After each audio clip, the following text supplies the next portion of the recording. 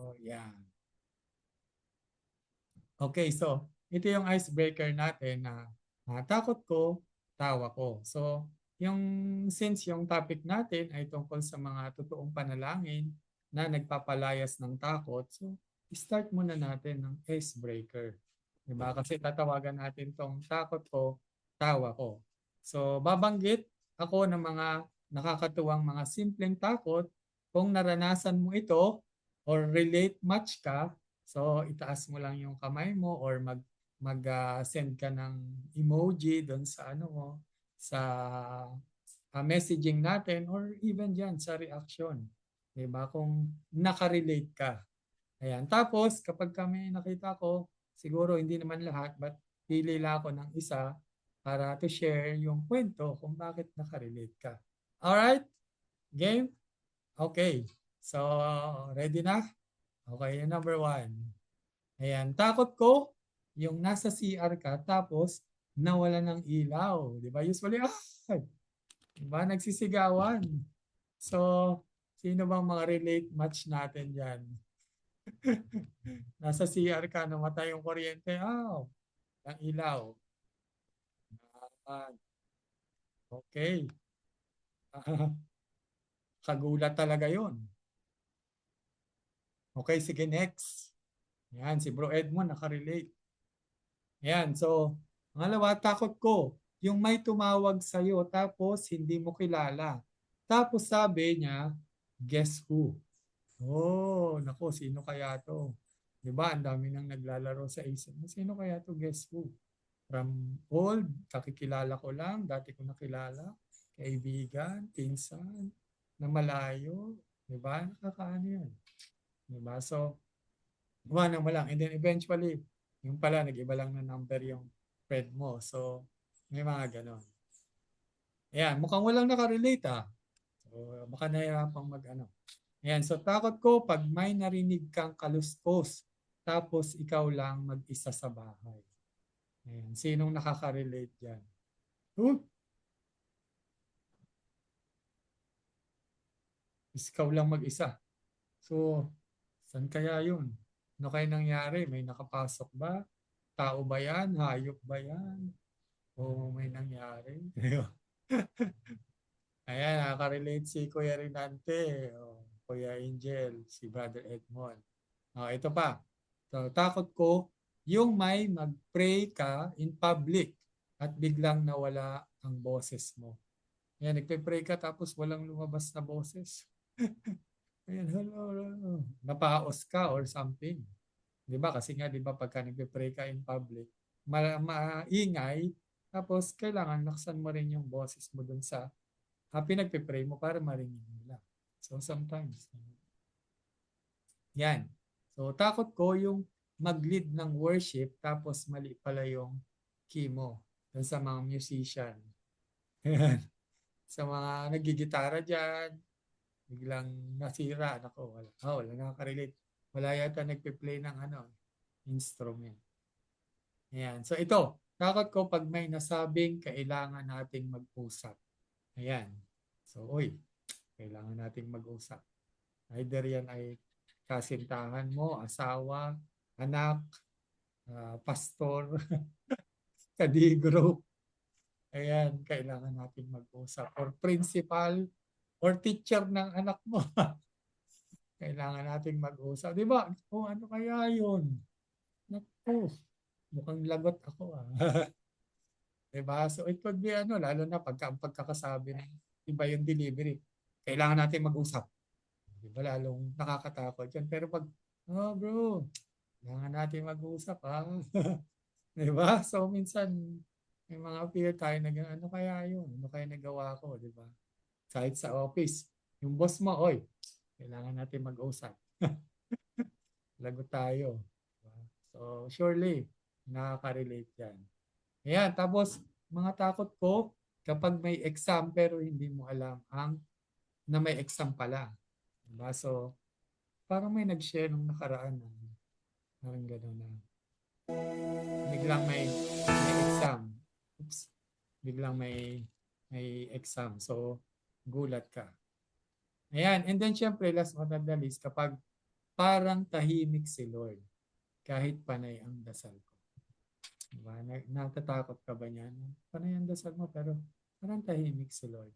Parang yung prayer ni David na how long, Lord? How long? Diba? Ilang beses. Diba? So, yeah, ako actually nakaka-relate din ako dyan. And sometimes I cry to the Lord, Lord, tagal na nitong ano ko. Pinagpe-pray ko ng healing sa aking mga muscle. Diba? So, sometimes, ganun. Right? So, parang si Brother Angel lang nakarelate. Ayan. So, sino pa nakarelate? Oh, si Brother Randy listening while dinner lang. So, Brother Angel, can you cite as example, konti lang, about dun sa, kahit dun sa panghuli. Ayan. Apo. Kasi minsan, pwedeng maraming bagay ang di magandang nangyari. Masakit ang katawan, iniinda mo yung paninigas ng mga muscles, paninikip sa dibdib, tapos biglang nagkaroon ka pa ng ubo phlegm at nagwo-worry ka na kasi baka makapekto sa spinal cord every time na nagka-cough ka o nag-uubo. So with all those worries, parang, Lord, naririnig mo ba ako? O okay lang ba ako? Though hindi para pagdudahan si Lord, parang nakakaramdam lang minsan na yung hindi mo maramdaman din na yung kasi pagtakot parang natatakpan din yung presence ni God. So mas lalong nakakatakot yung in pain ka na, hindi mo pa maramdaman si God. So kasi ang greatest fear for me yung though hindi naman mawawala si God, yung pandaraya lang na kaaway na baka mamaya ako ay wala kay God. Something like that. So, kasi nakakatakot na si Lord ay, hindi alis si Lord, pandaraya lang ng kaway, pero minsan nakakapasok na nakakatakot na malayo si God. Yun lang. It's true. It's a true fear. Diba katulad ngayon kay David talagang, ano na niya, yun ang takot niya. Ayan, si Brother Roger. Brother Roger, nakarelate din. Hello po, Share. ayan. Yes, bro. Actually po, nung one time, na-share ko na po dito yun nung dati eh. Yung 2 weeks ago yata yun o 3 weeks na po. Yun nga po yung parang nanghihina rin ako kasi parang napakailap ng provision eh. Sa ilang buwan akong walang project eh. So sabi ko, ba't kaya napakatahimik ni Lord? Ano kaya inahanda ni Lord? O talagang pinapag-intay muna ako? Pinapaano pa muna yung patience? Parang pinubuo pa yung patience ko parang ganun. Pero nanalangin pa rin ako. Sabi ko, wag naman sana akong panghinaan. Sabi ko kay Lord. Then, biglang, during nagpe-pray ako ng madaling araw, biglang naisip ko na, biglang pumasok sa isip ko na sana magbigay si Lord ng sign na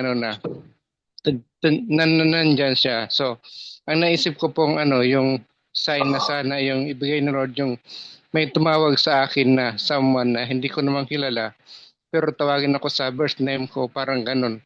So ang inaasahan ko po talaga na sagot ay yung marinig ko yung boses ni Lord o kaya yung nanay ko na tumawag sa akin kasi siya po yung nakakaalam talaga ng name ko na hindi yung palayaw eh saka yung mga close friend ko na talagang alam ang pangalan ko saka yung family ko yon. Pero po nung 9:00 na ng umaga kinaumagahan medyo nag-isip na ako kasi parang wala naman eh. Tapos bigla po may tumawag sa cellphone. Ano naman siya, bangko. Talaga ang bungad muna niya, yung talagang full name ko. Tapos ang haba ng usapan namin pero talagang kinikilabutan ko kasi yun yung sagot ni Lord ay talagang nagparamdam si Lord na nandyan siya. Yun lang po, brother. Salamat po. And praise God, bro. Talagang, thank you, Lord. No? Talagang obvious that God is at work Brother in Lance, control. Yes, Brother Debong. ayun. Ako Yes yun sa po. uli, yung Sige takot po. ko, parang tahimik si Lord kahit panay ang dasal ko. Nung 2024, January, February, March, magmula ng March, hanggang October, wala akong tanggap. Sabi ko, panay naman ang panalangin ko, parang hindi ako nadidinig. Para bang tahimik nga. Ngayon, sabi ko, naisip ko, nung way back 2023, nung pandemic, sabi ko nga, nung pandemic, na chun-chun yung tanggap ko. Sabi ko, nag-a-attend ako sa dito sa ating fellowship. Pero meron lang ako hinilinga kay brother yata ibalik ako dun sa group natin. Sabi ko, siguro yung kako kulang. Sabi ko gano'n. Bagamat sabi kong gano'n, parang yun ang kulang, hindi ko pa rin masyado natututukan ng pansin. Pagdating ng September, meron akong competition. Ewan ko kung naikwento ko na rito. May competition siya. Sumali ko. Awa ng Panginoon, ng Ama sa Langit, hindi ako nanalo. Pero, nung sumali ko, paglipas ng 2 araw, nag-text sa amin yung organizer na i-chat daw namin yung kung magkano presyo ng paintings na ginawa namin. Actually, lahat kami sinabihan. Ayun, sa madalit sabi, nabili yun. Ay, okay, nabili. O, pagdating ngayon ng 2025, nagkaroon ako ng tanggap. Sabi ko, okay ka, nabalik na ako dito sa fellowship natin. Meron ako napanood na sa in-interview ni Julius Babaw, nagdo-drawing siya ng hyperrealism. Ang drawing niya, lolo niya, talagang buhay. May mga lukot ng mga lukot ng mukha. Nung pinanonood ko yun, naiiyak ako. Sabi ko, kaya ko rin na ako to eh. Sabi ko gano'n. Ngayon, pag may ginagawa ako, pagtapos ka ako nito, susubukan ko. Sinusubukan ko sa daddy ko dahil ang daddy ko namayapa na eh. Ngayon, work in progress na ako ngayon. Hindi sa pagyayabang, yung post nung talagang sabi ko kaya ko may pagkakataon na haba akong dinodraw, ipinipaint, naluluha ako. Kasi kaya ako naluluha, daddy ko yun, tas nagagawa ko yung gusto kong mangyari. Nakadrawing ako, ang tawag ko nga sa gawa ko dati, semi-realism. Ngayon, siguro lalagay ako ngayon gusto ko kasi sa hyper-realism eh. Siguro, realism ngayon. Sabi ko, salamat ka ako Ama sa Langit na. Yung bago kasi ako nag-uumpisa ng paggawa, nananalangin talaga ako. Ayun, dininig ng Ama sa Langit yung aking kaibigan na sana magawa ko at maging kung ano iniisip ko na sana kung ano yung nakita ko dun sa napanood ko, sana magawa ko. Kaya importante talaga na manalangin. Kumbaga, hindi nananahimik. Kumbaga, sinusubaybayan yung tatag mo. Kung hanggang saan yung tatag mo. Kasi kung hindi ka susubukin, palagay ko, kung ako hindi sinubok, hindi ko siguro susubukin na gawin yun. Kaya ko pala. Ayun, salamat sa Ama sa Langit. Thank you, Brother Devong. Praise God. Ayan, so yun lang yung ating small icebreaker na talagang very impactful, di ba? May mga fear tayo, but really, God is still on the throne. Yan, napakabait ng Lord. Our good Father, sabi niya. Ayan, so without further ado, taking over ko kay speaker natin, si Brother Angel. Thank you, Brother Dance. Sige po, share ko muna yung slide. At salamat din sa mga nag-participate kanina, nag-share po ng reason, dahilan ng yung mga kinatatakutan. At mukhang marami yung nag-share doon sa panghuli. Pag hindi na natin nararamdaman yung pag naramdaman natin pala yung pananahimik ni God sa atin. So, I believe yung isa sa mga greatest fear ng isang Christian, yung akala mo ay nasaan si God. Okay po, inayos ko pa po. Okay.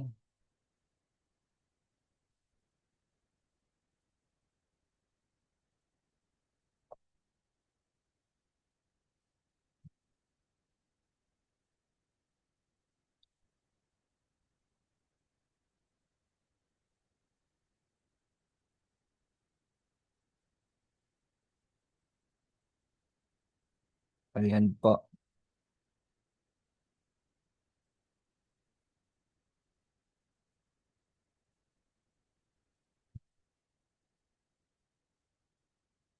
Yan. So ito pong ating pong pamagat ng ating pong pag-uusapan ngayong hapon.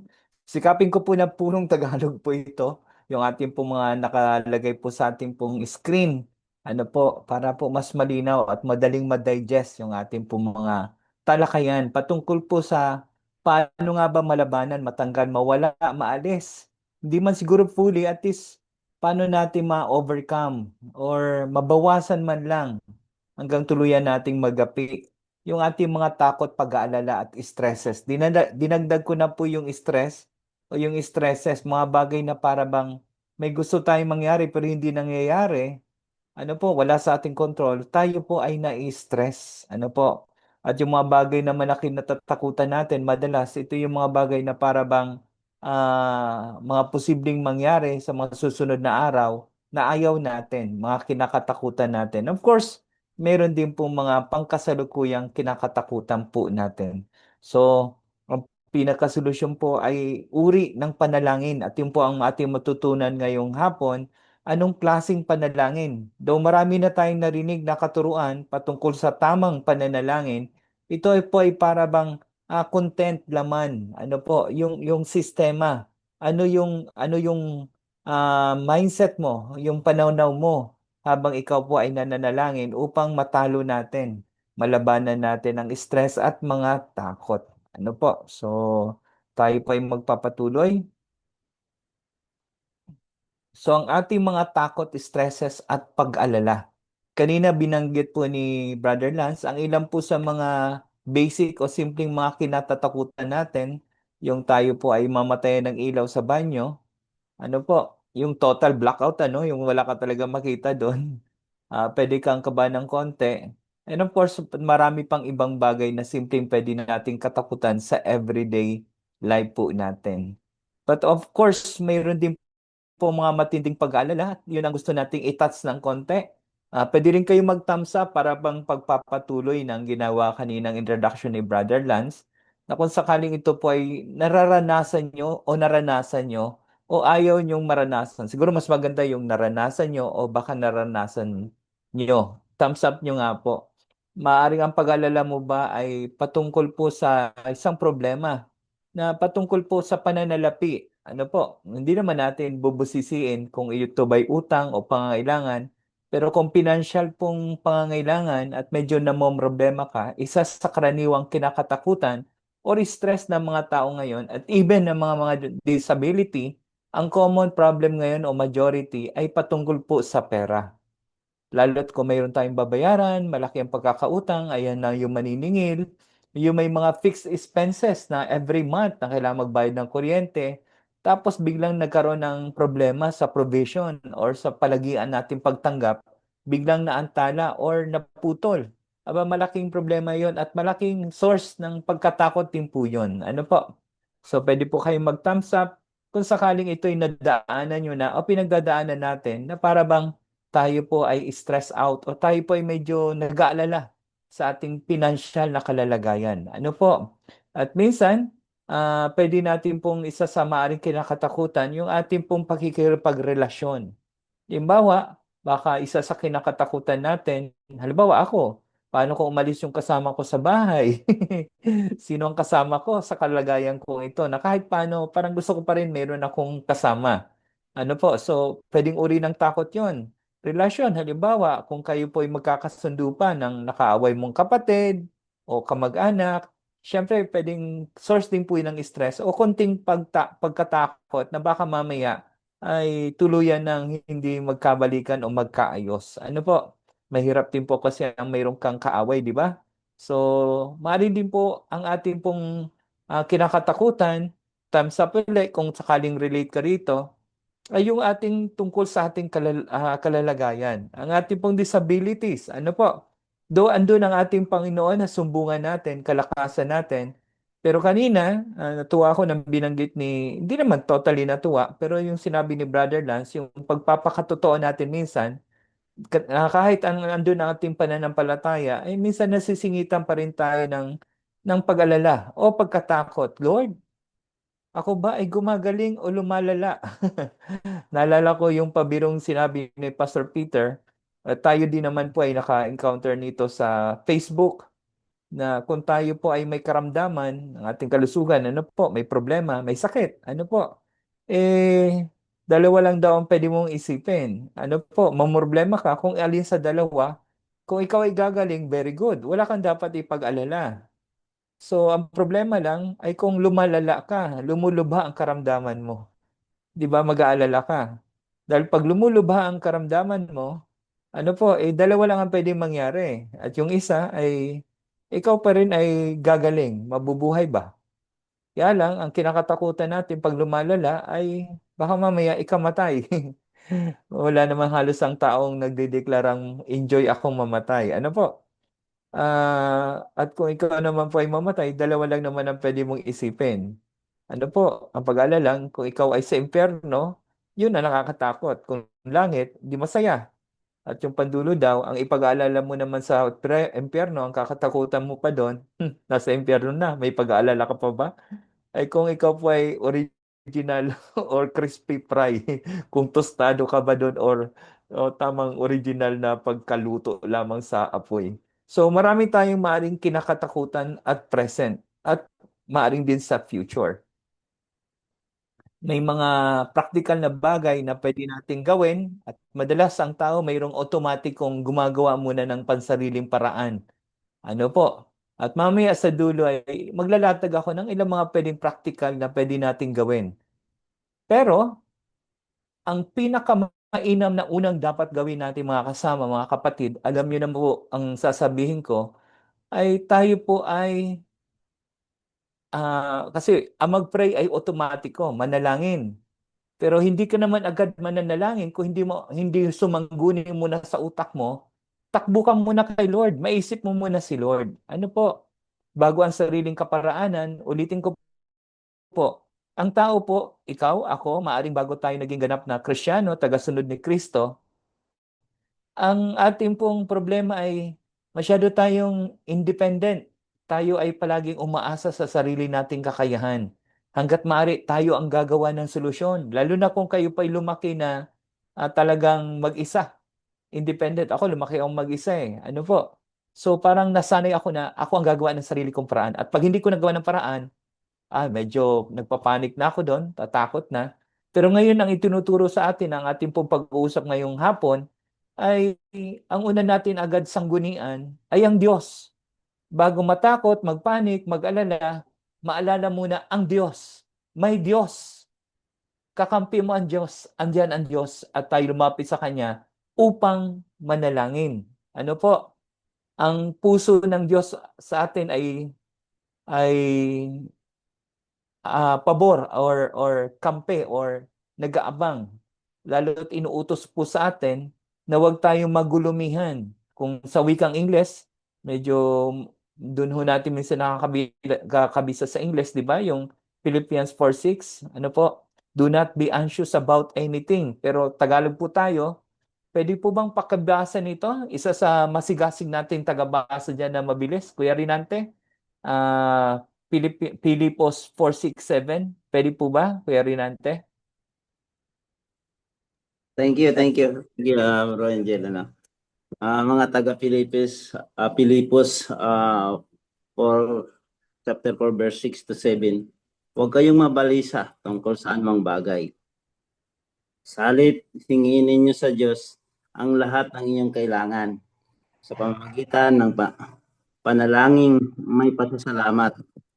At ang kapayapaan ng Diyos na hindi kayang maunawaan ng tao ang siyang mag-iingat sa inyong puso at pag-iisip dahil sa inyong pagkikipag-isa kay Kristong Jesus. Thank you po. Yan. Thank you, Kuya Renante. Yan po ay inuutos sa atin na huwag tayong mabalisa. Sa halip, anong gagawin? Tayo lumapit sa Diyos. Ano po? Tayo ibigay na natin po sa Kanya lahat ng ating mga hinaing, pangangailangan, at sitwasyon.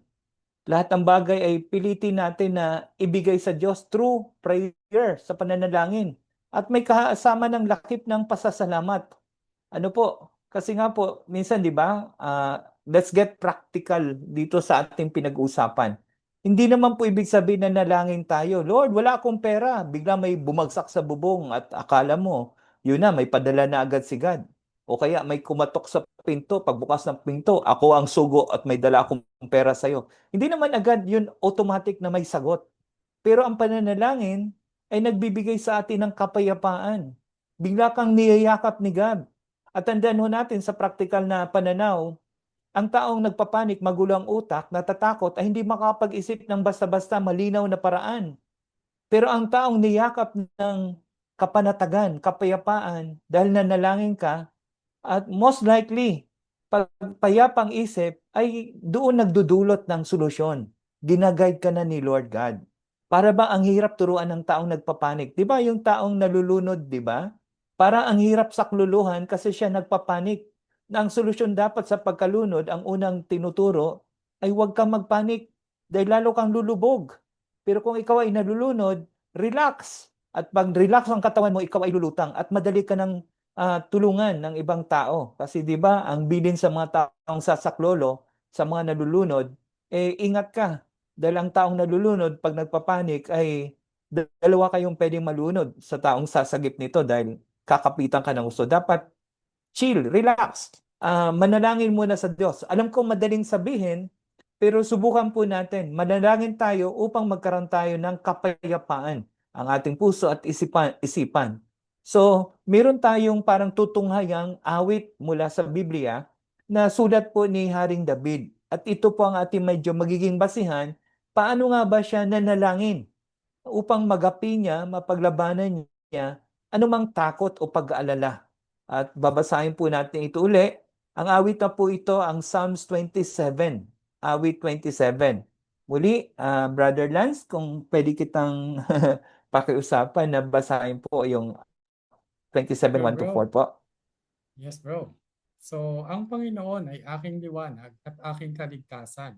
Sino ang aking katatakutan? Ang Panginoon ay muog ng aking buhay. Sino ang aking kasisindakan?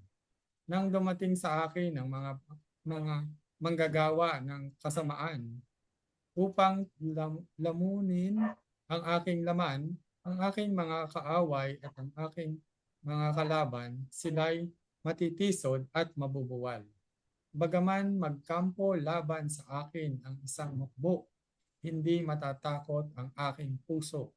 Bagaman magbangon ang digmaan laban sa akin, gayunman ako'y magtitiwala pa rin. Isang bagay ang hiningi ko sa Panginoon na aking hahanapin, na ako'y makapanirahan sa bahay ng Panginoon sa lahat ng mga araw ng aking buhay upang mamasdan ang kagandahan ng Panginoon at sumangguni sa kanyang templo. Salamat po, Brother Lance. So, yung buong awit na 27, yan po ay hanggang 14. So, ang binasa ni Brother Lance ay 1-4. Ito ay kung medyo bubusisiin natin, kung inyo pong babasahin ng personal, malaliman, mararamdaman natin gaano kalapit si David kay God. Di ba? Si David ay nakilalang man sa after God's heart. Siya po ay malapit sa Diyos. siya talaga ay kumikilala sa Diyos. At ito ay maaring isinusulat ni David sa panahong andun na ang problema. Existing, nangyayari, nagaganap sa sitwasyon niya ang problema. Maring during that time, siya po ay nagugulumihan, natatakot, nangangamba, at naisulat niya ang awit na ito. At naiparamdam niya sa awit na to hanggang sa verse 14 ay yung ating pag-aaralan na paano nga ba? Ano ba yung laman ng puso ni David na sa kanya mga binigay kay God, ng mga panalangin ito, ay na-overcome niya anumang takot na nararanasan niya during that time. At susundan po natin, ano po, yung salitang ask. Ano po, acronyms po yan. English po ang original na aking pinagugutan itong sinishare ko sa inyo. Ito po ay tinuro po sa CCF nung nakarang isang linggo. At napag-usapan na rin namin ito ni na Kuya Gali, ni Brother Roger sa aming pong D group. Pero during that time ay naramdaman ko nakatulong po ito sa akin.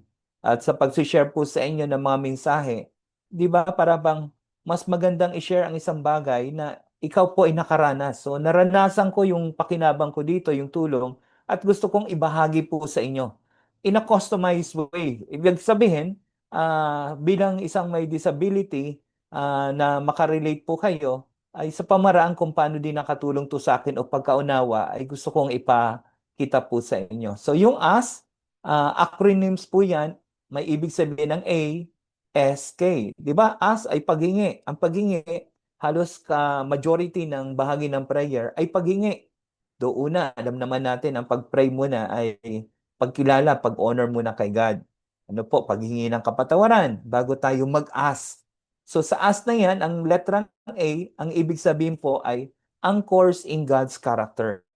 Ano po, kung sa Tagalog at ating pong focus ngayon sa ating pag-usap ay Tagalog, nakaangkla sa character ng Diyos. Pero yung acronyms na AS, syempre yung anchor, letter A po, anchors in God's character, dapat tayo po ay nakakapit, nakaangkla sa kung sino ang Diyos, yung karakter ng Diyos. Ano ang pagkakilala mo sa Diyos? Ano po, so pag tayo po ay may problema, yan, medyo lalakyan ko lang po itong aking pong guide. Pag tayo po ay may problema, madalas po tayo ay nakatutok sa problema. Ano po, hindi agad tayo nakabaling sa Diyos kasi nga kaya tayo natatakot ay sa problema kasi tayo nakatingin. So, ma-remind lang po sa ating mga sarili, meron tayong choice sa ating mga buhay. Palagi tayong may choices. Titingin ka sa problema or magfo-focus ka sa Diyos. Kaya ako minsan madalas dinidevelop ko sa akin mga bata o madalas ko mga kausap.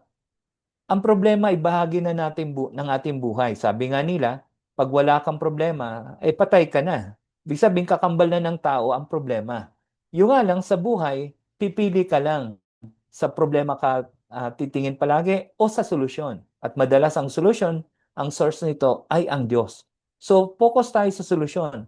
Focus tayo sa Diyos. Ang tukso kasi ang tumingin sa mga problema, ang tukso kasi yung temptation ba sa atin na sa problema tayo napapatingin sa halip na tumingala sa Diyos. Si David po, nung siya po ay natatakot, nagtiwala siya sa Diyos dahil kilala niya ang Diyos. Ano po? Ang pananampalataya at takot ay medyo magkasulungat yan eh. Kumbaga magkabilang dulo. So life is a choice. Either piliin mo ang takot mo o yung pananampalataya mo. Halos parang ganun na rin ang sinabi ko eh. Pag nakafocus ka sa problema, fear yon. Pag nakafocus ka kay God, faith yon. So you choose God, you choose faith. Ano po? Ang pananampalataya at takot ay magkasalungat na mga spektrum, magkabilang dulo. Dapat natin piliin ang manampalataya sa kabutihan at kapangyarihan ng Diyos. Ang problema kasi minsan, alam mo may Diyos, pero hindi mo kilala ang Diyos. Ang alam mo lang, makapangyarihan siya, walang mahirap sa Kanya, pero kailangan maalala din natin, bukod sa makapangyarihan siya, ay siya yung kakampi mo. Siya ay para sa iyo. Mahal ka ng Diyos. Kasi minsan, di ba, makapangyarihan din naman natin matatawag yung presidente. si Bongbong Marcos, di ba? Pero hindi ka naman niya kilala. So parang walang silbi ang kanyang kapangyarihan dito sa Pilipinas bilang presidente. Wala naman kayong relasyon. Hindi ka naman niya kaano-ano. Di ba minsan, ang sarap isipin, ano? Kung tatay mo si Bongbong, ay hindi mo na problema ang pera. Pero ganun din naman sa Diyos. Pag hindi mo kilala ang Diyos, eh pwedeng manaig pa rin ang takot. Kahit alam mo makapangyarihan ang Diyos, kasi baka hindi mo kilala ang Diyos. Ang mga katangian ng Diyos na binanggit na David sa unang mga talata ay kapareho ng paglalarawan na ginamit kay Jesus. Ano ba yung una niyang binanggit? Ang Panginoon ang liwanag. The Lord is my light, ang liwanag. So pag sinabing liwanag, yung tipo bang yung magulong utak mo, malabo, ay pwede kang maliwanagan, madirect, ma-guide ng gusto. O di ba? Parang ang una natin maisip agad ay si Jesus kasi sabi ni Jesus sa John 8:12, ako ang ilaw ng sanlibutan. So pag medyo tayo ay problematic, magulang utak, Jesus. Ano po, maalala mo agad si God na magbibigay sa atin ng kaliwanagan. Ano po? And of course, siya po ang ating kaligtasan. The Lord is my light and my salvation. Ibig sabihin siya ang ating Savior. Siya yung talagang tatakbo sa'yo. Tutulungan ka. Ano po? Pag ako ay madalas na natatakot, kino-confess ko yung Psalms 91:14-16. Ano po? Because He loves me, I will rescue Him. I will protect Him. Mayroon din binanggit sa Psalms 46 verse 1. The Lord is my refuge. Ano po? And my strength. The very present help in times of trouble. Ibig sabihin, pag kilala mo ang Diyos na personal mong tagapagligtas, parang mawawala ang kaba mo. Sabi nga nila eh. Kaya kanina, maganda yung huling tanong ni Brother Lance eh. Takot ka ba pag ramdam mong tahimik ang Diyos? Pwede. Kasi pag sinabing tahimik, parang dinaraya ka ni Satanas na wala ang Diyos. Hindi ka nakikita ng Diyos. Hindi ka naririnig na Diyos, walang tagapagligtas, wala kang tagapagtanggol. But the truth is, hindi umaalis ang Diyos. We just need to remind ourselves na hindi tayo iniiwan ng Diyos at ang Diyos ay pabor po sa atin. Kakampi po natin siya. Mahal po tayo ng Diyos. Si David ay nagkaroon ng seryosong mga problema, kaya niya naisulat po yung ating po binabasa ngayon sa Psalms 27. Ang palagay po natin, maaaring ang problema that time, di ba? Si David ay kinupkop ni Saul kasi napatay niya si Goliath. Kaya lang dahil may topak tong si King Saul ay dumating sa puntong sobrang kanyang kinainggitan o pinagsilosan si David dahil siya na ang mas kinikilala ng mga tao dahil sa kanyang pagkapatay kay Goliath, ay gusto siyang papatayin ni Saul. Tandaan po natin na si David ay napangakuan na magiging hari, pero bata pa siya at ang pinagdaanan niya that time ay mismong hari ay gusto siyang ipapatay. Ikaw ba? Isang hari o kaya si BBM, yung ating presidente, para mas makarelate tayo, gusto kang ipapatay. Di ba parang pwede? Yung nangyayari nga sa, maisingit ko lang, ako'y natatawa dito, sa mga sabungero. Ganun na lamang ang pagpapatay ng mga taong mayroong kakayahan, pera at impluensya, power ba? Na parang manok na pinapatay ang mga tao. Di ba parang nakakatakot? Na yung mayroong kang kalabang isang maimpluensyang tao na anytime, isang pitik lang, ay mayroong kikidnap sa'yo at itatapong ka sa Taal Lake. Di ba parang nakakatakot yon? Si David, maaari yun ang kanyang nararamdaman. Isang hari, gusto siyang ipapatay o gusto siyang patayin. Ang isa pang sitwasyon na natatakot maaari si David ay nung siya na ang naging hari, ay nagrebelde yung isang anak niya, si Absalom. Ano po? Para bang nakakatakot din yun. Sarili mong anak. Paano mo lalaban o papatayin sarili mong anak? Pero yung anak mo, pwede kang patayin. O di ba? Nakakagrabing sitwasyon din yun. Ni si David, hindi siya exempted. Close siya kay God, dikit siya kay God, pero may problema pa rin siya. Ano po? Nagkaroon siya ng seryosong pagkatakot para ang takbuhan niya ay ang Diyos. And of course, ano bang ginawa ni David? Si David po ay nag-submit na lamang, nag-surrender. Pag sinabi pong nag-submit, nag-surrender, hinayaan niya na ang Diyos ang bahala. Kasi para bang pinanghawakan niya dahil kilala niya ang Diyos, pag nangako ay tutuparin at alam niya ang Diyos ay kakampi niya. Mayroon bang mabilis magbasa diyan para sa verse na to sa Roma? Yes, bro. So, Sige ano po. pa ang masasabi natin tungkol dito? Kung ang Diyos ay panig sa atin, sino ang makakalaban sa atin? Yun po. So, ang keyword po dyan, madali kong sabihin, pero minsan, di ba, yun yung struggle natin. Pero yun ang katotohanan eh. Di ba, ibig sabihin, mahal ka ni God. Kung may pangit na nangyayari, hindi ibig sabihin dahil guyon ang gusto ni God. Maari may plano ang God sa'yo sa sitwasyon natin, pero isang totoo. Sa mga paghihirap natin, struggle natin, takot natin, kasama natin ang Diyos. I mean, para pagdudahan natin hindi tayo mahal ng Diyos, ba't niya binigay si Jesus Christ, nag-iisang bugtong niyang anak? I mean, minsan kasi ang kalaban natin, mahal mo ba ako, Lord? Ba't ganito? Ba't ganito? Hindi naman natin kasi kayang arukin yung kaalaman ng Diyos. Ang kaya lang natin panghawakan, yung kanyang pangako. Ang pangako niya, hanggat maaari, kailangan ma-internalize natin. Madalas sinasabi ko yun sa Romans 8:31 nga. Sa English nga lang kasi yun ang nakakabisa ko. If God is for me, who can be against me? Ibig sabihin, kung kakampi ko ang Diyos, sino may laban sa akin? Naging bukang bibig ko si BBM para relate ang iba. Imaginin mo kung si BBM ang tatay mo. Sinong kalaban mo sa Pilipinas? Ang laki ng backer mo, ng backup mo. How much more isang Diyos kakampi mo? So, ang ginawa ni David, kaysa matakot siya, matangay ng sitwasyon, nag-surrender siya, nag-submit siya kay God. At isang palatandaan ng si David, nag-submit siya kay God dahil kilala ng Diyos. Di ba may pagkakataon, alam natin ang kwento na mayroon chance si David na patayin si King Saul. Kasi pag pinatay niya si Saul, di ba, ang pangako naman sa kanya ay siya ang magiging hari ng mga Israelita. Hindi niya pinatay si David dahil kahit binigyan siya na even 2 chances na pwede nang patay na Saul, wala na siyang problema.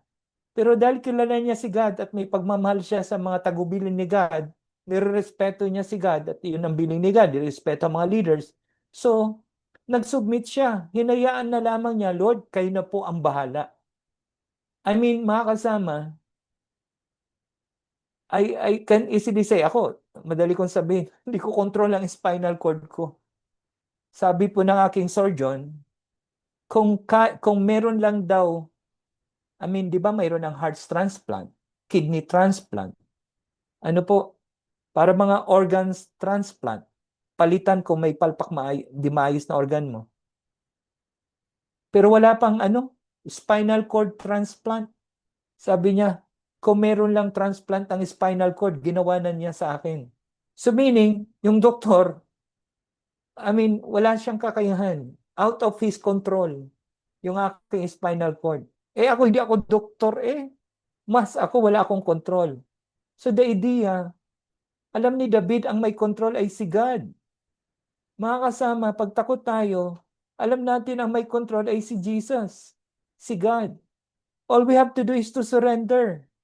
Mas alam niya ang mabuti. Mahirap, masakit, nagtitis tayo. Bottom line, we just have to trust God. Submit sa kanyang sovereignty. Mas alam niya. Iba ang kaparaanan ng Diyos. Basta ang alam ko, hindi pa tapos ang Diyos sa atin. At kung mapansin mo, kung ano man kinakatakutan natin, may mas nakakatakot pa sa nakaraan na pinagdaanan natin, nalagpasan natin. Magtiwala tayo sa katapatan ng Diyos. Kung si David nga pwedeng tinapos na niya ang paghahirap niya kay Saul Pero he submitted kay God.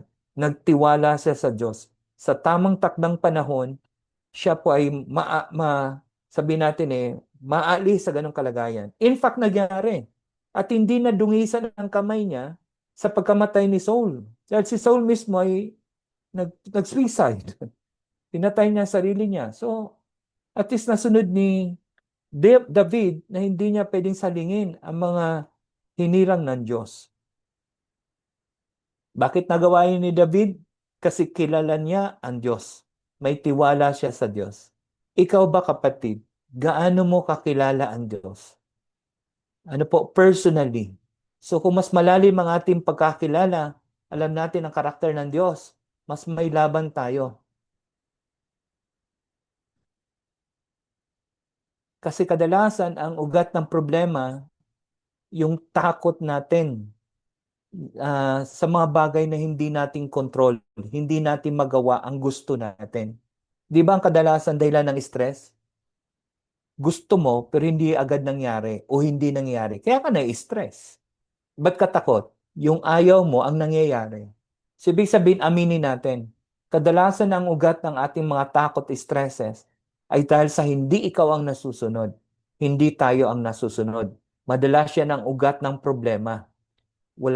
Pinipilit nating tayo ang may control. Pero si David, isinurrender niya. Ibinigay niya kay God ang control. Nag-submit siya. So tayo, sa ating panalangin, hindi tayo ang masusunod. Di ba sabi ni Jesus Christ that time, bago siya ipako sa krus, halos ang kanyang pawis sa idugo. Parang puso na yung sabihin na, take away this cup from me. Parang wag nang maganap sa akin. Kasi alam niya ang mangyayaring pagdurusa na kanyang malalasap sa susunod na araw. Pero nang dulo ng prayer niya, but not my will, let your will be done. Panginoon, sa aming paghihirap, Lord God, naniniwala kami na mahal mo kami at mabuti ang iyong plano para sa amin. So let's submit sa plano ng Diyos. Yan po yung anchor sa character ni God. May gusto lang ako idagdag dito tungkol po sa kabutihan ng Diyos. Ano po? Alam mo ba na ang Diyos ay faithful? Matapat ang Diyos. Pwede bang mag-unmute ang iba dyan para medyo marinig natin? Ang Diyos po ba ay matapat? Is God faithful? Amen po ba? Oh, yes. Amen, Amen. amen. Amen. Amen. At gusto kong ipaalala ang bawat isa. Ako, nagrema, tatak sa puso ang pangalan ng D-group ko po sa CCF ay God is faithful. D-group. Though originally ay Olivares kasi taga rito ako sa Olivares Division ng Kalamba. But now, God is faithful. Bata pa man ako, maski baka sa inyo ay ganun din, sa akin, ang laking bagay ng salitang God is faithful. Matapat ang Diyos. Mayroong 5 bagay, karakter ng Diyos para maniwala tayo na ang Diyos ay faithful. Isa man dito ang wala, hindi faithful si God. Isa man dito sa karakter ng Diyos na absent or wala, hindi magiging faithful si God. Number 1 po, ang Diyos po ba natin ay omnipotent? Makapangyarihan po ba ang ating Diyos? Pwede po kayo mag-unmute para medyo may kausap din ako. Ang Diyos po ba ay makapangyarihan? Amen. Yes. Amen. Amen. Omnipotent po ang ating pong God. Ang sabi po nga niya, dito may babasahin po akong talata para mabakampan po natin ang karakter ng Diyos. Sabi po dito sa Yan. Dito tayo sa omnipotent. Sa Jeremiah 32:17, Jeremias, Panginoong Yahweh, nilikha mo ang langit at lupa sa pamagitan ng iyong kapangyarihan. Walang bagay na mahirap sa iyo. O, di ba? Sabi po yun sa salita ng Diyos. Omniscient. Mga kasama, amen po ba? Alam niya ang lahat-lahat. Amen? Amen. Amen. Amen. Amen. Omniscient. Yan po ang sabi sa awit. Medyo mahaba to, mabilis naman ako magbasa eh. Ako iyong siniyasa at batid mo ang aking buhay, ang lahat kong lihim. Yahweh ay tiyak mong nalalaman, ang lahat ng gawain ko. Sa iyo ay hindi lingid. Kahit ikaw ay malayo, batid mo ang aking isip. Ako iyong nakikita, gumagawa man o hindi man. Ang lahat ng gawain ko ay pawang iyong nalalaman. Di pa ako umiimik, yung aking sasabihin, alam mo ng lahat yon. Lahat ay di malilihim. Ika'y laging kapiling ko, katabi ko oras-oras. Ang likas mong kalakasan sa aking mag-iingat. Excuse me. Alam ng Diyos lahat. Omniscient ang Panginoon. And of course, ang Diyos ay omnipresent. Saan ka pwede magtago sa presensya ng Diyos? Ang Diyos po ay nandun po kahit saan. Sabi po sa Jeremiah 23:24, ako ay Diyos na nasa lahat ng dako at hindi mananatili sa isang lugar lamang. Walang makakapagtago sa akin. Nakikita ko kahit saan siya pumunta, sapagkat ako'y nasa lahat ng lugar, sa langit at sa lupa. Ang Diyos ay omnipresent. I-connect ko lang sa God is faithful. Nangako ang Diyos, ang tingin mo, kaya ba ni God yun? Omnipotent nga siya eh. Ngayon, alam kaya ni God, ang pangailangan ko, omniscient nga siya eh. Omnipresent. Katabi mo siya eh. Paano hindi niya malalaman eh? Kasama mo siya palagi. Truthful. Ito yung isa pang katangian ng Diyos. Sabi po sa truthful, sa bilang 23:19, ang Diyos ay di sinungaling na tulad ng tao. Diba? Sino sa inyo hindi pa nakapagsinungaling? Lahat tayo. Pero ang Diyos, never. Kasi hindi siya sinungaling. Ano mang sabihin niya ay kanyang gagawin. Kung mangako man siya, ito'y kanyang tutuparin. Numbers 23 verse 19. May pangako ang Diyos sa akin, may pangako ang Diyos sa iyo. Hawakan natin. Buhay pa tayo, hindi pa tapos ang Diyos sa atin. Tutuparin niya ang pangako niya sa atin. And of course, immutable. Di nagbabago ang Diyos. Hebrew 13:8, sa Jesucristo hindi magbabago kailanman, siya ay kahapon, ngayon at bukas. God is faithful. Itong 5 katangian ng Diyos ang nagpapatunay na siya ay faithful. Kaya ba niya? Yes, omnipotent siya eh. Alam ba niya? Yes, omniscient siya eh. Omnipresent, andyan ba siya? Katabi ba natin? Yes. With and in us. Truthful ba siya? Tutuparin niya? Yun ang kanyang karakter. And of course, immutable. Kung natupad niya noon, tutuparin pa rin niya ngayon, tutuparin niya pa rin bukas. Lahat ng kanyang salita. Then, therefore, God is faithful. Huwag tayong matakot. Matapat ang Diyos. Maasahan natin ang Diyos. Now, punta tayo sa ASS, Seeking God's Presence. Kumbaga sa Tagalog, paghahanap sa presensya ng Diyos. Somebody, Kuya Renan, Brother Alfred, baka pwede pong pabasa ng verse 4. Isang Brother bagay ang hinihingi ko sa Panginoon, ang aking hahanapin na ako'y makapanirahan sa bahay ng Panginoon sa latang mga araw ng aking buhay upang mamasdan ang kagandahan ng Panginoon at sumangguni sa kanyang templo. Thank Tuloy you, mo. Brother Angel. Ito pala. Mga Tuloy mo na awit, chapter 16, verse 11. Ituturo mo ang landas na patungo sa buhay sa piling mo'y madarama ang lubos na kagalakan. Thank you, Brother Alfred. So Thank you, yung Brother pangalawa, Angel. remember, ang ating pinag-usapan dito ay panalangin ni David na binibigyan tayo ng idea that when we pray, matatanggal po ang ating mga takot, pag-alala.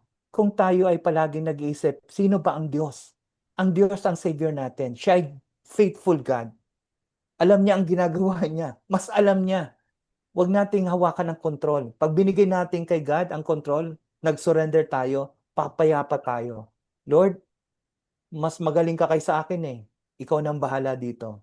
Di ba papayapa tayo? Ang pangalawa, pag maranasan natin ang presensya ng Diyos. Si David, para bang ang kanyang ultimate aim, hindi yung maging hari. Hindi yung maging tanyag. Hindi yung maging mayaman.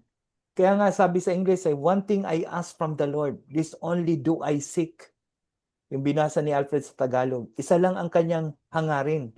Yung maranasan ang presensya ng Diyos. Sinasabi dito sa verse 4, one thing o isang bagay na hinahanap ni David. Hindi niya hiniling sa Diyos na alisin ang kanyang mga problema. O di ba? O manalangin na mawala si Saul. Ang kanyang, yung kanyang hari. Ang kanyang hiningi ay presensya ng Diyos. Di ba parang, subukan ko nga, medyo gawin po natin actual. Hindi ko hiningi na ako'y gumaling sa spinal cord ko. Sino ba namang ayaw nun, no? Di ba, maaaring hindi hinihingi ng mga kasama natin may stroke na mawala yung panghihina ng parte ng katawan nila. Sino ba namang ayaw humingi nun? Pero si David, ang kanyang kinakatakutan ay si Saul. Pero hindi niya hiningi mawala si Saul. Hindi niya hiningi na mamatay yung aagaw ng kanyang trono, kanyang anak. Hindi niya hiningi alisin ang problema. Anong hiningi ni David? Presensya ng Diyos. I mean, di ba kanina, ang ganda ng, thank you Brother Lance, yung pangdulo, ano ang pwedeng nakakatakot? Stroke ka na, may spinal cord injury ka na, problema ka na, tapos wala pa ang presensya ng Diyos sa'yo, ay grabe na yun. Pinakamatindi na yun. Wala naman akong sinabi na dapat may sakit para may presensya ng Diyos. Pero imagine mo naman yung mga taong kumpleto ang katawan, able, mayaman, marangya sa buhay, pero wala ang Diyos sa buhay nila. Di ba sila pa rin ang pinakakawawang tao sa balat ng lupa? Because after all we know, ang buhay sa lupa ay maikli lang. Ang eternity ay hindi natin kayang bilangin. Without God here is without God for eternity. Tayo, wala pa man tayo sa langit, nararanasan natin ang Diyos. We are blessed. So si David, yun ang kanyang hiningi, yung presensya ng Diyos. So pag andun ang presensya ng Diyos, ano nawawala? Siyempre, takot. Ang kanyang layunin sa buhay ay hindi maging hari, ngunit si David po ito, ngunit upang siya ay makapanirahan sa bahay ng Panginoon sa lahat ng mga araw ng kanyang buhay, upang mamasdan ang kagandahan ng Panginoon at sumangguni sa kanyang templo. Ang pinakamadakilang pagpapala para kay David ay presensya ng Diyos. The greatest blessing na pwede daw maranasan ni David, sana tayo din. I pray na talaga magkaroon tayo ng ganitong klaseng pananaw na ang greatest blessing natin ay ang presence ni God. Ano po, para bang kay God, we have everything. Ano po?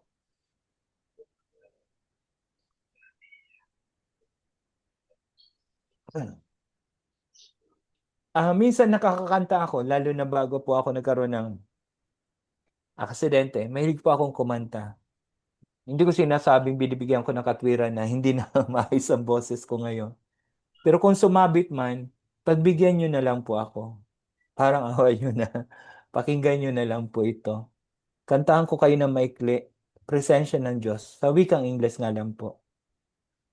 Ano ba ang meron sa presensya ng Diyos? In His presence, there is peace. Gawin ko personal. In your presence, there is joy. I will linger, I will stay in your presence day by day, till your likeness may be seen in me. In your presence, there is peace. Sa presensya ng Diyos may kapayapaan. Sa presensya ng Diyos ay may kagalakan. Pwede po bang may kasama tayo na mabilis din magbasa? Pakibasa. Ako po. Sige pa. Teka lang po. Mga awit, 27, versikulo 5-6. Itatago niya ako kapag may kaguluhan sa loob ng kanyang templo. Ako'y iingatan. Sa ibabaw ng batong malaki, ako'y ilalagay. Matatalo ko ang mga nakapaligid kong kaaway. Sa templo, sisigaw ng may kagalakan habang ang mga handog ko'y iniaalay. Aawitan ko si Yahweh at pupurihin. Papupurihan. Salamat Thank po, you brother. Aba, parang maisip natin, ano, di ba ang pinakasimpleng solution para mawala yung takot, problema natin?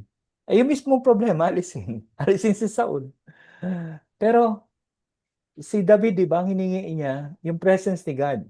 Kasi doon sa binasa ni brother, naisip na David kung ano ang tinitiyak sa kanya sa presensya ng Diyos. Ano yun? Protection. Iba para pang, yes, may laban, may mga kaaway. Pero paano sila? Diba, greater is He who is in me than he who is in the world. Mas malaki ang Diyos. Kanina, kausap ko ang kuya ko. Nagtanong lang naman ako ng middle name ng tatay. Actually, tatay nila yon. Kasi anak ako sa labas eh. So, hindi ko alam apelyido, middle name ng tatay nila. Kaya tinanong ko kasi nga, akala ko magre-renew ako ng aking passport. Nabadang huli sa dulo, nakita ko hindi pa pala expired. Hiningi doon apelyido. Sabi ko, Maniboy, ano ba yung middle name ng tatay nyo? Sabi niya, hindi ko alam eh. Tanungin mo yung hindi rin niya alam. Ano po kasi nga Chinese sila. Pero tapos tanungin mo yung isa, yung ate namin. Tapos bigla niya binanggit na from nowhere na-relate dito sa ating pag-uusap. Sabi niya, alam mo ba si Caleb saka si Joshua? Hindi sila natakot. Yung 10 nilang kasama kasi 12 silang ginawang spies, di ba, sa Promised Land. Yung iba, natakot kasi nakita nila mga higante ang tao doon. Ang nakita nila higante. Pero si Joshua at si Caleb, ang nakita nila, mas malaki ang Diyos kaysa mga higante doon sa Promised Land. Mas nakita ni Caleb at ni Joshua yung land flowing with milk and honey, yung blessing, yung mga pangako ng Diyos. Mas doon tumingin kaya sila hindi takot. Nakatingin sila sa pangako at kalakihan ng Diyos. Ganon din po si David sa kanyang hiningin presensya. Alam niya andun ang protection na mas malaking Diyos kaysa mga higanti natin sa buhay. Higanti problema. Andun ang katiwasayan, tagumpay at lahat ng bagay na kakailanganin ni David. Si David ay nakikipag-usap sa Diyos at tumakbo ng papunta sa kanya. By the way, kasi part ng Psalms ay parang yung presensya ng Diyos ay tinawag siya ni God lumapit ka at siya ay lumapit. So, ang presensya ng Diyos ay grace din. Hindi kailangan na malaking effort. Pag tinawag ka ng Diyos, sa biyaya ng Diyos, mararanasan mo siya. At ang kanyang pagtawag o pagpaparana sa iyo will always be with a purpose. Yung maranasan mo si God. But of course, yan po yung binanggit po dyan sa, pwede bang pakibasa uli? Yung awit 27:7-8. Someone po. Basahin ko na. Thank you, Kuya Gali. Ay, sige. Pakinggan mo ako, Yahweh, sa aking panawagan. Sagutin mo ako at iyong kahabagan. Nang sabihin mo, Yahweh, lumapit ka. Sa akin, sagot ko'y, nariyan ako at kita'y sasambahin. Yan po. Di ba yung presence si God, gusto natin siya maranasan, pero at the same time, ang Diyos, ay siya din naman ang tumatawag. Hindi na, kasi minsan, di ba, parang pakiramdam natin, Lord, grabe, nagpatira pa na ako dito, naglupasay na ako, bakit parang hindi pa rin kita maranasan? Ano po, pero si God himself, biyaya ng Diyos ang kanyang presence pa rin. Siya pa rin ang pwedeng sa kanyang kaparaanan, sa kanyang panahon. Siya kasi ang God din, di naman tayo siya masusunod. So sa biyaya niya, pwede siyang magparanas, pwede kanyang tawagin. Kaya di ba si David, hiningi niya, tinawag siya, lumapit siya. Ano po? At yun po yung sinasabi din sa awit 65:4. May pinipili ang Diyos na pinapalapit, pinagpala ang taong mga tinatawag upang maranasan ng Diyos. Biyaya nga po yun eh. Kaya minsan parang pakiramdam mo, ibig bang sabihin, Brother Angel, pag hindi ko maranasan ng Diyos, parang nakakatakot naman. Ibig sabihin, hindi niya ako pinipili. Wala yung kanyang grasya, biyaya para ako'y kanyang tawagin din. Hindi po, may binabanggit din po kasi sa Jeremiah 29:13. Mga kasama, baka po mayroong pwedeng isang magbasa po nito. Sige, sige. Sige, bro. Sige pa. Jeremiah, Kabanata 26, talata 13. Kapag hinanap ninyo ako ay inyong matatagpuan. Kung buong puso ninyong akong hahanapin. Tama. Apo, thank you. Makasama, ano po, nasusundan po natin ating pong topic, ano po, presensya ng Diyos. Kasi wala ka nang hanapin pa. Kahit may problema, basta katabi mo ang Diyos, may laban tayo, panalo tayo. Yung presensya ng Diyos, nabanggit lamang na parang andun yung biyaya, pwede kanyang tawagin. Paano kung hindi ako tinawag? Mayroon sinabi sa Jeremiah nga po. Ito po yung popular na alam natin, Jeremiah 29:11. Narinig nyo na ba? For I have the plans for you, declares the Lord, plans not to harm you, but plans to prosper you, to give you a hope in a future. Then you will come to me and pray to me, and I will listen to you. Ang kasunod, ang mas maganda, ito na nga ang binasa ni Kuya Rinante. You will seek me and find me if you seek me with all your heart. Hindi ka naman pwedeng biguin ng Diyos. Pag buong puso mo siyang sinisik, kakatagpuin ka ng Diyos. 'Di ba? Kaya nga mayroon ding salita, 'di ba? Ang sino mang pag ikay lumalapit sa Diyos, siya din po ay lumalapit din sa iyo. Kinakatagpo tayo ng Diyos pag tayo po ay lubusang nagsisik sa Kanya. We will find Him. At sa ating pong huling kasi ask, A, anchor, S, seek, yung K ay keep waiting, patuloy na maghihintay ng may pananampalataya.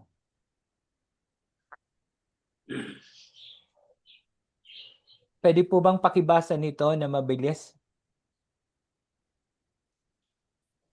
Kuya Gali? Mga awit 27:11-12. Ituro mo sa akin, O Panginoon, ang iyong daan. Akayin mo ako sa patag na landas dahil sa aking mga kaaway. Huwag mo akong ibigay sa kalooban ng aking mga kaaway, sapagkat mga sinungaling na saksi laban sa akin ay pagbangon at sila'y nagbubuga ng karahasan. Tuloy pa. Apo. Awit 27:13-14. Ako'y naniniwala sa aking masasaksihan ang kabutihan ng Panginoon sa lupain ng mga nabubuhay.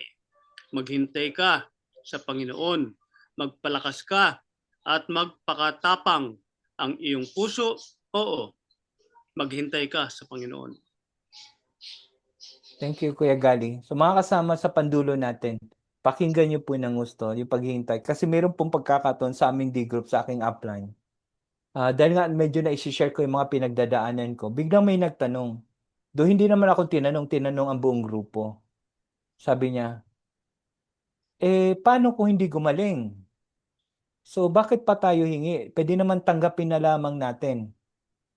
Parang hihingi pa ba tayo? Hindi ba pwedeng tanggapin na lang natin? Parang ganun ang tono. Hindi yun ang eksaktong tanong, pero parang ganun. Na, halimbawa, bakit ka pa hihingi? Mukhang, ba't di mo na lang tanggapin? Parang acceptance ba? Para hindi ka na mahirapan. Tanggapin mo na lang. So, wag ka nang humingi. Parang ganun. Parang hihingi ka pa ba? Ako na nagboluntaryo yung sumagot doon. Sabi ko, hihingi pa rin ako. Hihingi pa rin ako. Pinangawakan ko yung makulit na balo na humihingi ng justice sa isang wicked judge. Ano po, na dahil sa kakulitan ng balo ay sabi ng wicked judge, bago ako mapundi sa'yo, mapikon sa'yo, maasar sa'yo, sige na nga, ibibigay ko na ang justice na para sa anak mo. O kaya yung isang nangalampag sa hating gabi na naghihingi ng tinapay dahil meron siyang bisita, sa kalampag niya, tulog na. Dahil sa kakulitan ng kapitbahay, binigyan na ng pagkain para sa... Would that mean, Brother Angel, pwedeng kulitin ang Diyos?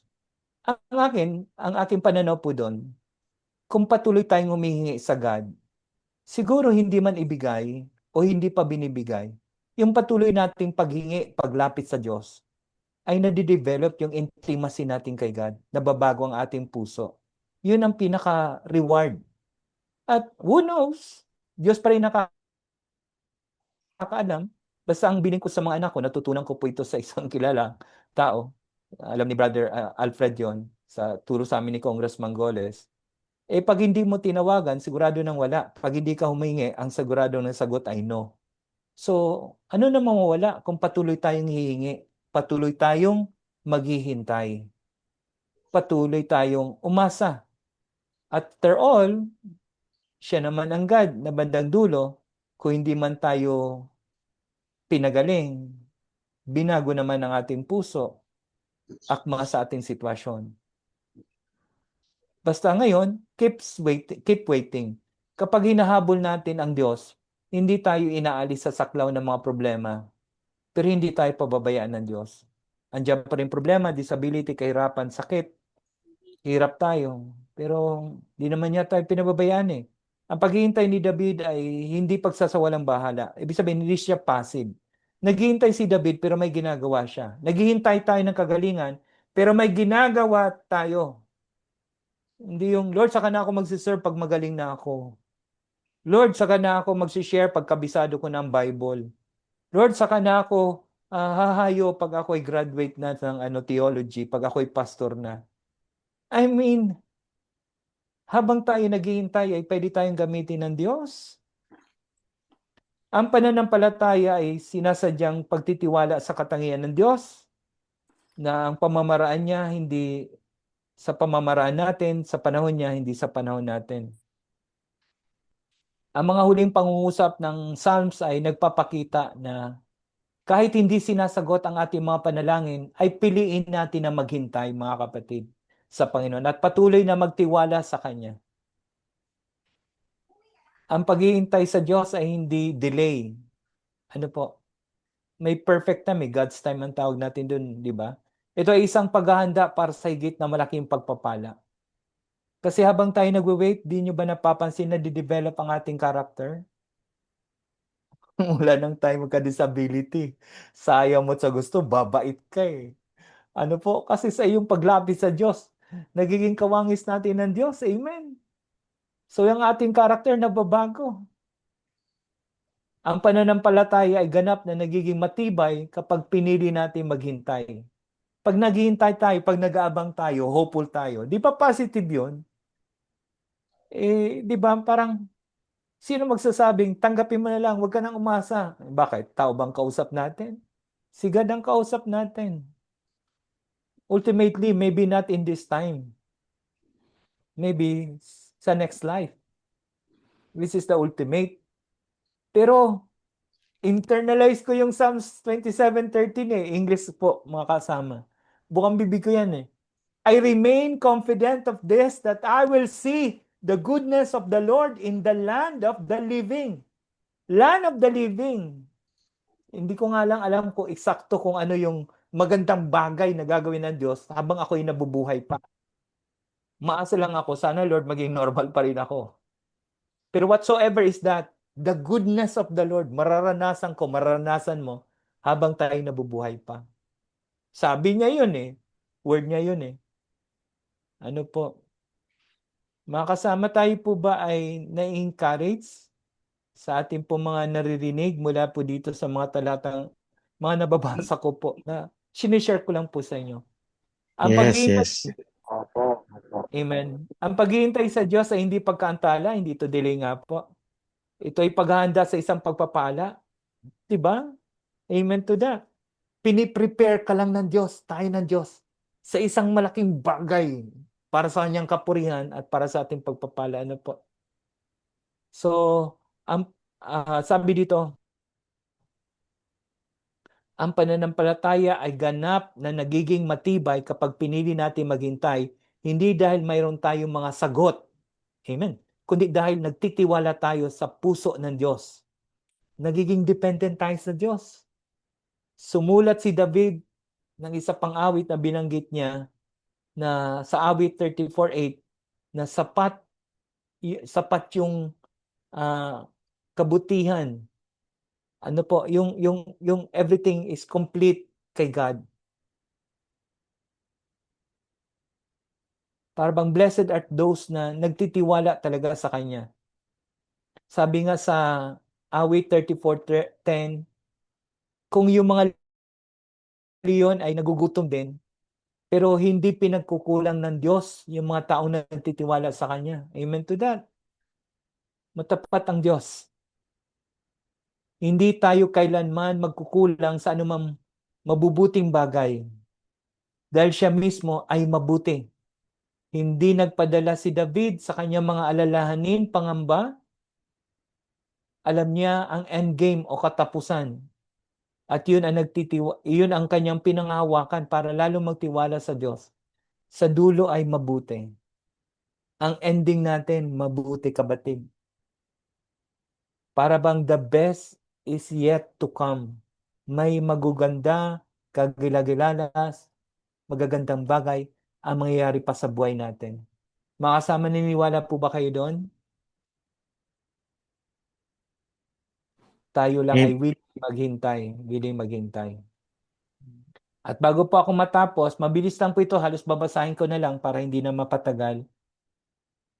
Kayo po ba ay may natutunan mula doon sa liham, sa awit ni David, Psalms 27?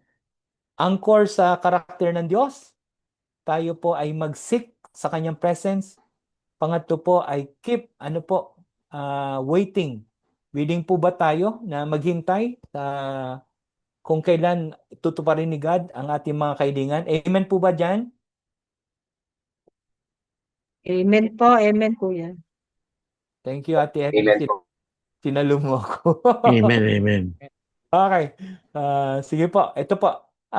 Ilang mga practical na bagay na gusto lang i-share po sa inyo. Una, yung panalangin ha. Especially yung ginawa ni David. Seek mo na kay God. Mag-pray tayo. Nag-pass na ako sa oras. Give me additional. Sana kaya ko po ng 2 minutes. Medyo na-delay na naman tayo ng konti. Pero I believe eksakto pa rin tayo sa oras na ilang mga practical na bagay na para nating gawin. Una, manalangin ha. Hindi pwedeng underestimate. Priority, secure muna si God. Siya muna. Bago tayo kung ano mga paraan po natin. Number 1, okay. Lakihan ko lang po dito para mas mabasa ko rin. Maging kontento, iwasan maging perfectionist. Ano po? Kaya ka na-stress? Gusto mo palaging perfect? O gusto mo lahat ng bagay maayos? Wala talagang perfect. Ikaw nga, hindi perfect. Ako din. Yung sitwasyon natin, hindi talaga. So, iwasan maging perfectionist, maging kontento. Pangalawa, ito yung mga practical na bagay ha. Unang, Panginoon, manalangin po tayo. Pangalawa, consider mo nga po ito. Pangalawa po, isipin ang mga bagay na pwedeng ipagpasalamat. Be thankful. Kaya minsan, masyado ka na-stress o natatakot, hindi mo napapansin may mga blessing na dumating. Sa grupo pa naman natin, every gising is a Blessing. blessing. So, di ba? Yun ang ating pong culture sa PWD Fellowship. In everything, small things man, maging mapagpasalamat. Nakakatakip yung magiging grateful sa mga takot. Number 3, isipin ang mga katagumpayan sa nakaraan. Di ka pinabayaan ng Diyos. Kung nahirapan tayo ngayon, nasubukan na natin ng God sa nakaraang panahon. Faithful si God. At patuloy siya magiging faithful sa kasalukuyan. Siya nagsusustain sa atin. In fact, pag sinabi nga atin, Lord, nahirapan na ako eh. Imagine mo, nahirapan ka na, wala pa si Lord. Ay, patay ka doon.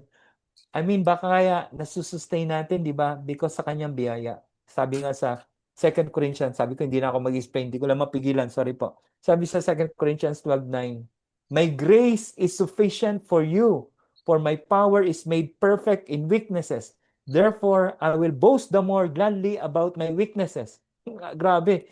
Ipagyayabang ko pa ng gusto ang aking ang disability, for the power of God may rest upon me. Upang lalo kong maranasan ang kapangyarihan ng Diyos. Di ba? Number 4, humanap ng mapagkakatiwala ang kausap o katuwang. Baka kasi sumasabog ka kasi wala kang kausap. Punta ka sa D-group leader mo.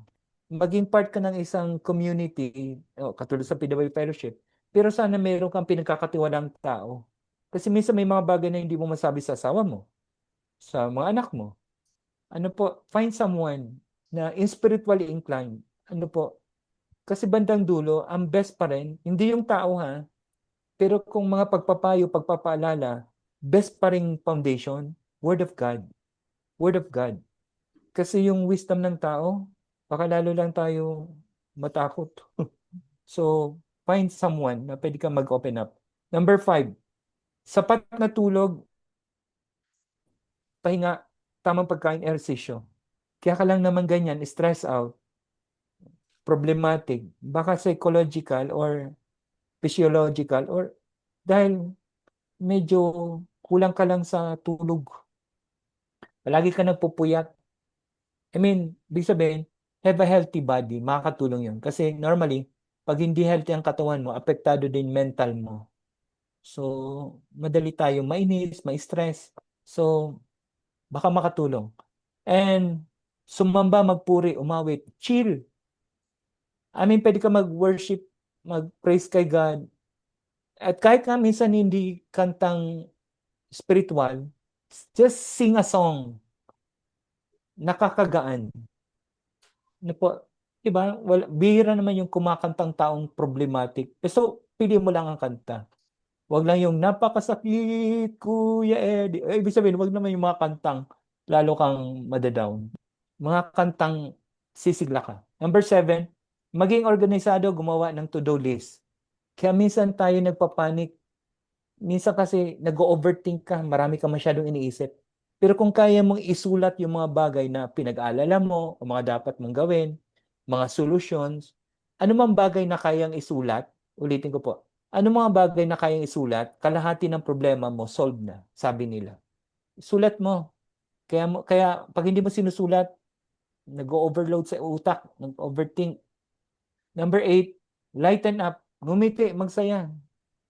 Ngumiti ka, hanap ka ng mga jokes.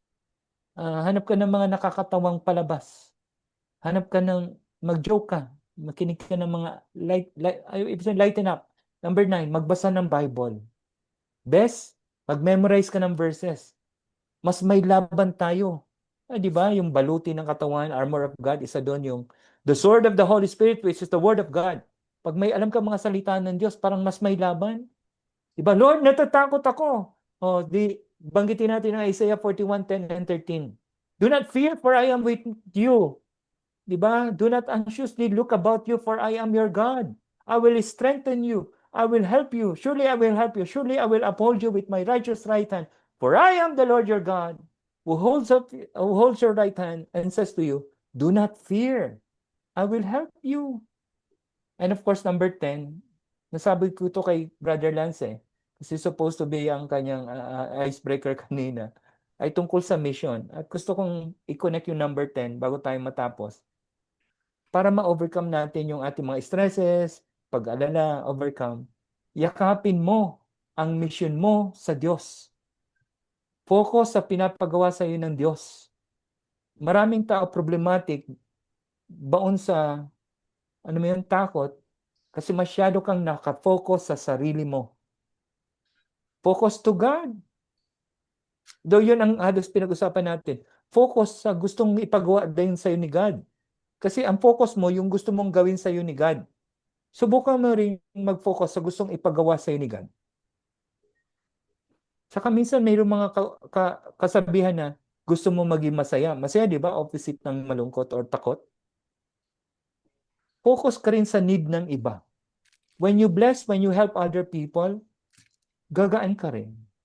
So when you do kung anong pinapagawa sa iyo ng Diyos, lalo na yung i-share si God sa iba, can I challenge kung sino man po sa inyo, walang dapat paringgan, pero kailan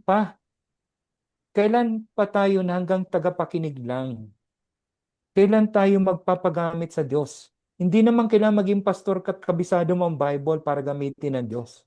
Ang kailangan lang, patuloy na pag-pray at maranasan siya, pagbabasa, pag-aaral ng salita ng Diyos, then have that intentionality. Share mo si God sa iba. When you share God sa iba, nawawala ang takot. We're being blessed. So mga kaibigan, last screen on the screen right now, kindly screenshot, Brother Lance, para sa ating discussion question.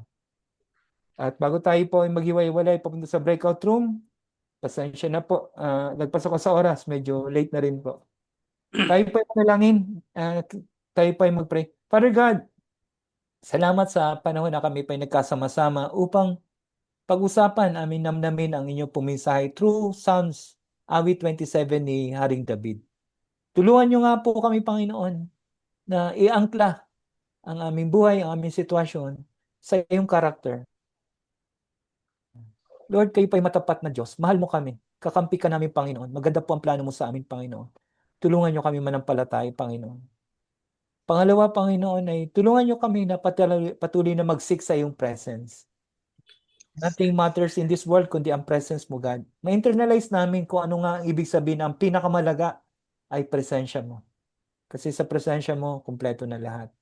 At panghuli, Lord, tulungan niyo kami magtiyaga sa aming paghihintay. Lord, kayo po ay matapat na Diyos sa takdang panahon.